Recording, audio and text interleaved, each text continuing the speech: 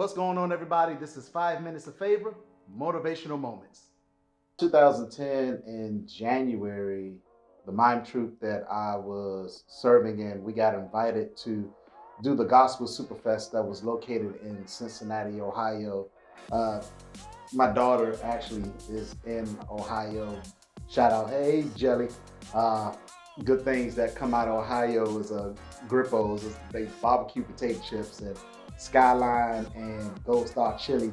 I can't really say which one is the best. I like both of them, but anywho, this mime troupe that I was serving in, the Silent Assassins, I've been a part of them since about 2007, 2008. I didn't even know that the Lord had called me into the ministry of mime back then, uh, under the mentors that I had, which is Eric Funches and Shapia or Sophia Hurry. I always used to, it's an inside joke. I used to always mess her name up when we used to do videos and I would type her name and I would always put Shapia, you always got to have somebody spell check yourself. So, but we were serving there and the Lord was using us mightily, mightily. We were seeing things in the realm of the spirit begin to manifest as we were worshiping God through the art of mime.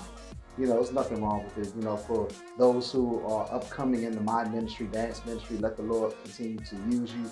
It's not just a pardon service just to pass on or, just for the pastor's appreciation, but it is a ministry. It is a calling. And, we have to dance before the Lord like David did. But we got invited to do an actual commercial at the Gospel Superfest, Cincinnati. It was snowing, Eric had fell in the snow. I can't tell the story. Yes, I can. But daughter had come to where we were, the hotel that we were staying in. And somehow, we went outside and Eric, first he was up and then we didn't see him no more. And they were doing snow angels in the snow. So that was it was a real treat to see him not only do snow angels, but to see him fall in the snow. And he, we cool. We like to play it off. So, his nickname is Suave. So he swallowed it up. He made sure that you really couldn't tell that he fell, but he fell. He looked like one of those cartoon characters when their feet leave the ground and their feet kicking like this in the air and then he fell. But sorry, Eric. I love you, man. So we were there and we had been brought up to do this commercial. I think it's for Swiffer. And what was going to happen, it was a live taping. And in the live taping, they were cut and then they would have their commercials that they do. So we had a actual time slot. So our time slot didn't come till much later in the show. And, we're excited. We're seeing all these gospel pioneers who we had look up to, during the years. The first person that we saw when we got there was J.J. Harrison and Youthful Praise. Shout out to J.J. Harrison. He's a pastor up in D.C. I knew that was going to happen, so, many blessings upon you. One of the singers, Dave McClure, awesome anointed man of God, prophet of God. Shout out to you, brother. Karen Clark Sheard, her daughter Kiki. Yeah, she had this, because it was cold, she had this, I ain't gonna call it chinchilla fur, so please do not rebuke me, woman of God, but she had this coat on. People really, when they saw the picture, they kept on saying, hey, we need to get in touch with the woman of God, because we want that coat. So shout outs to them also.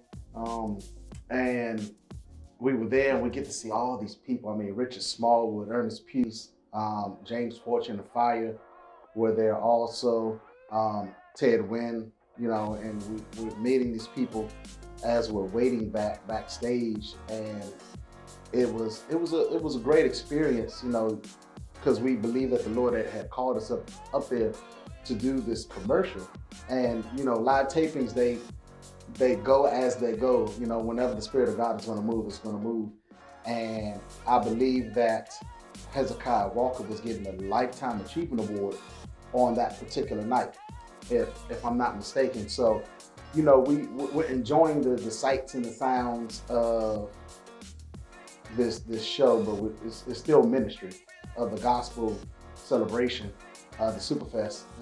I believe Flex and Vivica Fox were hosting it that night. So as the night progresses on, and we're waiting, and sometimes when you're waiting on things, you can become so anxious that you will always almost miss certain things. So I think that as we were waiting, sometimes we started to doubt if it was going to happen, because things, time segments, they can move at any time. But when the Lord has something ordained for you, it is just for you, and it's going to happen. So we're waiting, we're waiting, and all the time slots are done, because now Hezekiah Walker, Bishop Walker, is up and he's ministering during this time. And the stage manager, if you ever been in certain productions on TV and movies, whatever, you have a stage manager or a producer, and they have the sheet and they have every time slot that needs to be filled and what's going on. And it seemed like it was not going to happen, and we almost started to get frustrated. But Eric was like, don't worry about it. Hey, we're here, and we can't overlook the little things, the small beginnings. And like, what? It doesn't matter if we get to minister and not do the commercial. It doesn't really matter. We're here, and we're just going to enjoy. And it's coming to the end of the show, the end of the session, and the stage manager just runs up to us. He said, "Get on stage now." And we weren't there to do the commercial. I mean, we were there to do the commercial, but that time had passed, and in the back of my mind, I know that Bishop Walker's up there and he's ministering. I think it was sold out. So I didn't think twice. I did not think twice. I think I looked like Wile E. Coyote or something like that, when you saw the dust behind my feet. And I left Sophia and Eric where they were standing, and I graciously walked out there. I didn't run.